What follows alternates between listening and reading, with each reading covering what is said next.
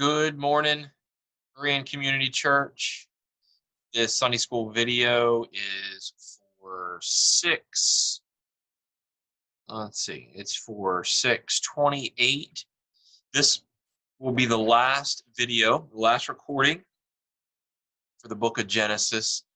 Hopefully it's been helpful to you that have been watching. And so really, next week we plan to restart children's Sunday schools and really on a limited basis, meaning grades 1 through 3, grades 4 through 6, and grades 7 through 9.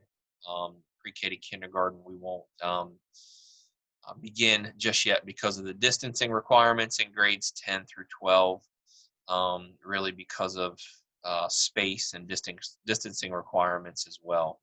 We're kind of limited upstairs as to what we can do.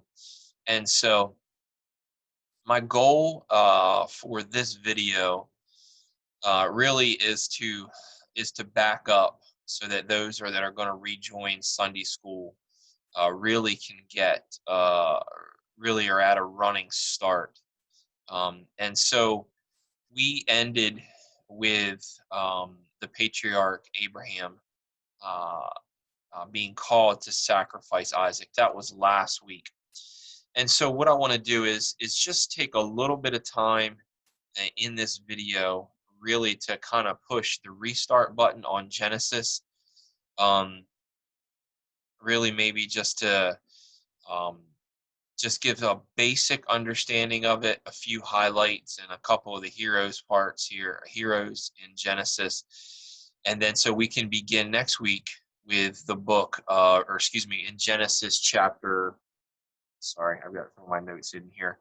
Genesis chapter 25, verses 21 to 26, where we're going to begin with Jacob. And so let's go ahead and push the restart button now. I do not have a PowerPoint. I'm not going to actually share anything with you today. A lot of it's just going to come out of my notes. And there's quite a few of them I've taken since we've been going through Genesis. So I'm just going to do a little summary here, and then I look forward to seeing some of your children in Sunday school next week. All right, so on a really basic or fundamental level, and a lot of this information will be to help you maybe with the children, is that the book of Genesis literally means beginnings or origins. And I'm sure many of you already know that, but we just want to communicate that to our children, that when we speak of the book of Genesis, it's the first book ordered in our Bible. It's probably not the first book written, but it is the first book that's ordered in our Bibles, and it does mean beginnings. And so what I would like to do is that if you would turn to the book of Genesis and you were to open it, there are 50 chapters in the book of Genesis. And what you could do for your children is that you could start at chapter 1. And then I'll just hold mine up. You probably can't see it too well, but I'm going to hold it up anyway.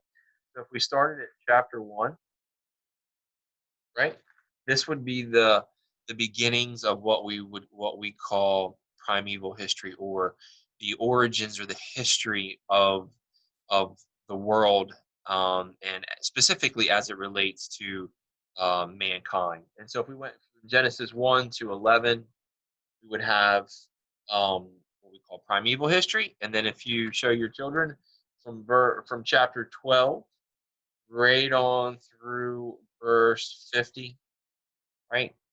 So we have 37 chapters, deals with patriarchal history, or the history of the patriarchs, which will become the nation of Israel. And so we're speaking of Abraham, Isaac, Jacob, and Joseph.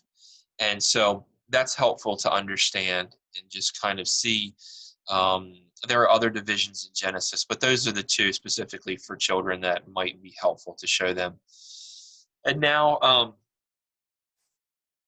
a couple other small things here is that when we think of the book of Genesis and the way that it's the way that it's um, the way that it's ordered, there's another way that is helpful for us to break it down, and there's just um, a few words here. First will be creation. Obviously, we know that in Genesis 1 and 2. We see in the beginning God created the heavens and the earth in Genesis 1 and 2. Um, uh, we see him create everything. And then Genesis 2 is a detailed account of the creation of man and woman.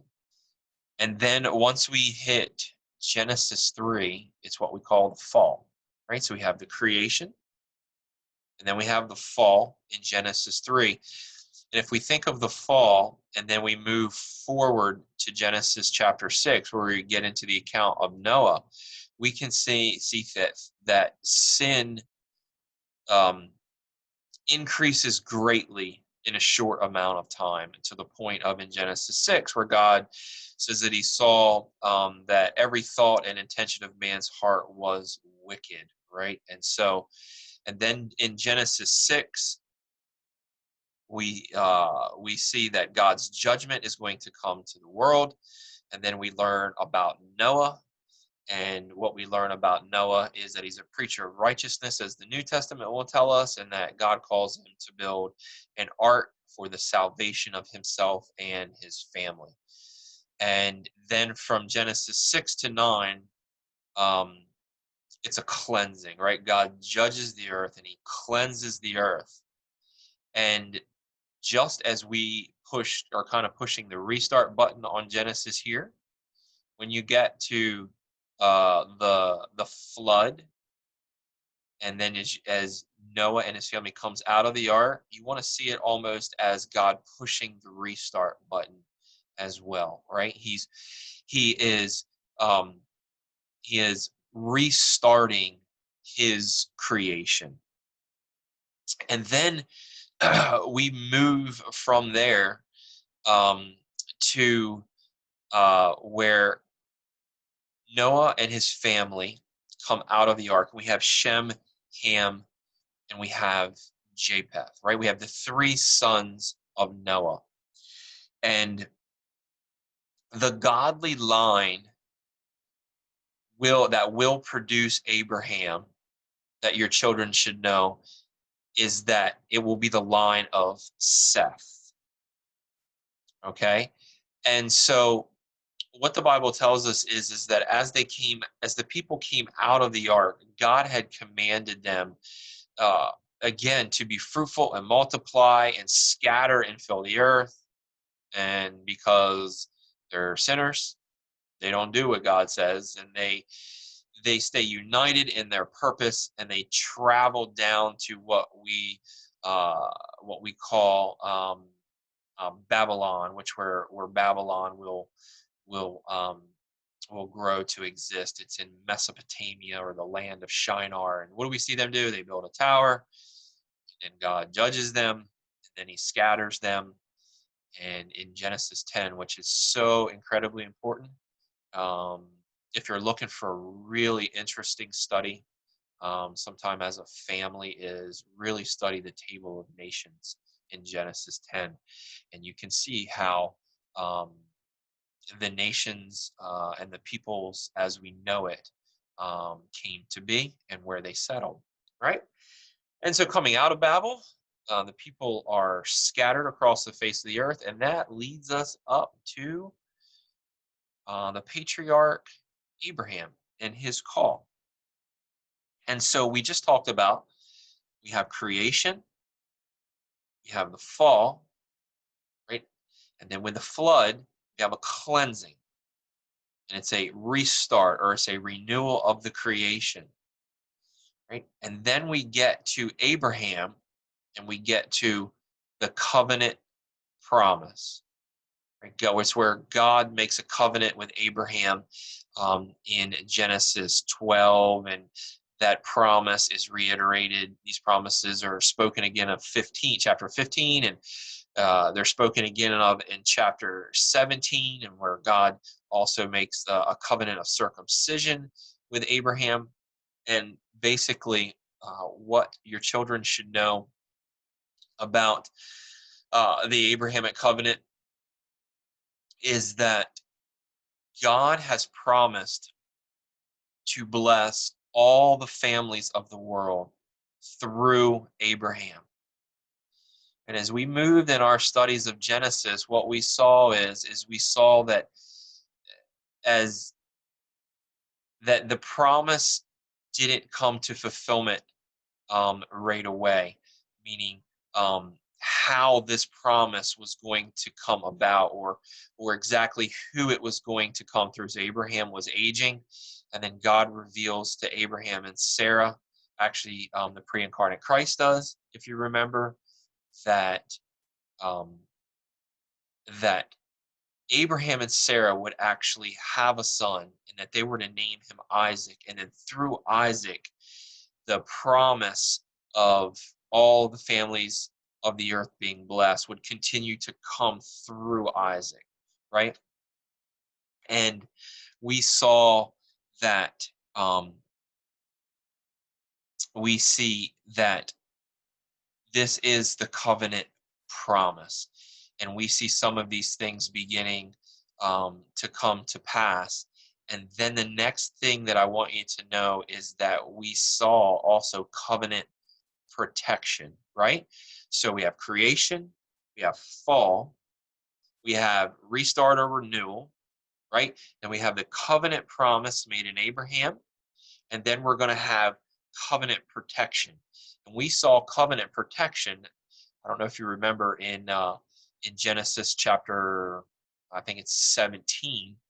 It's either 16 or 17, where we saw that there was beginning, as God's promise was beginning to come to pass with through the birth of Isaac.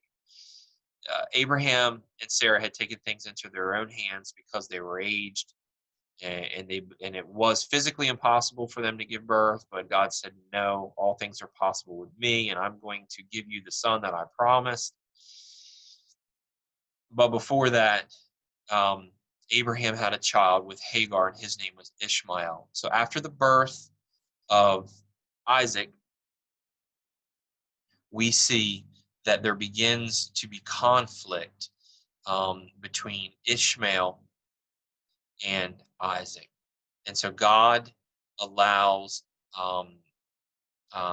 Sarah's request to send Hagar and Ishmael away, because he will not be the heir of the promise, because God has promised it's going to come through Isaac. And so this is where we begin to see covenant protection, right? And we see this covenant protection even in when we last week where we left off with where Abraham was called to sacrifice Isaac, right?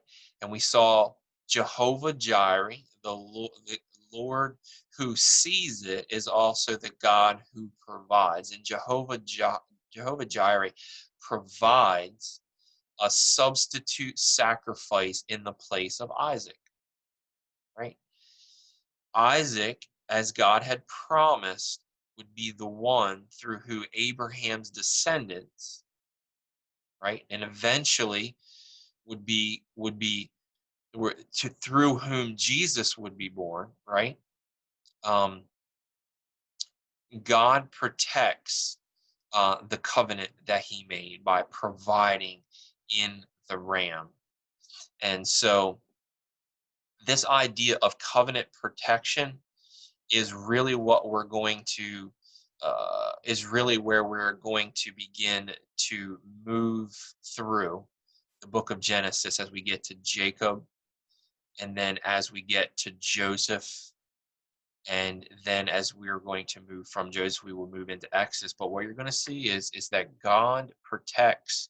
uh, God protects His promises, and so I know this has probably moved pretty quickly for your family and for your children. But if I could just to quickly get you guys up to speed next week and get the children up to speed, is that, remember, the first 11 chapters, right, are dealing with origins, and that they're dealing with primeval history, the history of the world and the history of mankind. In Genesis 12 through 50 is what we call patriarchal history: Abraham, Isaac, Jacob, and Joseph, right? And then we also have in here, we have the creation, the fall. We have the restart or renewal. Then we have the covenant promise. We have covenant protection. And where we're at once we meet again next week, is we're going to begin to deal with the patriarch Jacob, through who the 12 tribes of Israel will be birthed, his 12 children, and through Jacob will be the birth of the nation itself. And so hopefully this will just be helpful to get your children on some a little bit of a solid footing here. And let's see if I just had anything else. Um, oh, yes. And one other thing. Actually, there's 5 other things. So sorry about that. But just to deal just for a moment with some of the theology, or theology is the study of God. And so just a real simply, what's some of the theology that we've been dealing with and will deal with in the book of Genesis? And we're dealing with divine creation, um, meaning that um, God is the creator, God is the sustainer. And that's in contrast really to false gods the other gods of uh, that will surround the nation of Israel, who all have creation stories, but their God is not the creator God. And then also, the word lordship was a great term to teach your children. Lordship, right, is that God rules. God is the highest authority, and He rules and controls all things. And then um, He extends, or the big word is mediates, that rule through man, is how God chooses to do it. Um, and so lordship, well, that is a big thing in the book of Genesis as well. And then we have sin, right? And we're all sinners, so we all understand, and most of us understand what sin is. It's a falling short of the glory of God, or missing the mark. It's the bad things that we do, and it's really, those bad things are really where we shake our fist at God. It's where we're in rebellion. We say, "No, I'm God," or "I'm the Lord of my own life, and I will do things according to my word and my will, and not according to your word and your will." So sin is a big is a in Genesis has sin is a big part of the theology of Genesis. And then also faith, right? Faith, very simply, trust in God, a commitment to God. I like that word when we talk about faith. It's a commitment, because anytime we're committed to something, it means that there's movement, or that we're doing, and we know that faith without works is dead. And if you've been with us as we've gone through the book of Genesis in Sunday school or in these videos, you've obviously seen that you cannot separate real saving faith from works. Real faith, which is the root of works, does work. Faith works. And then the idea of reconciliation, right?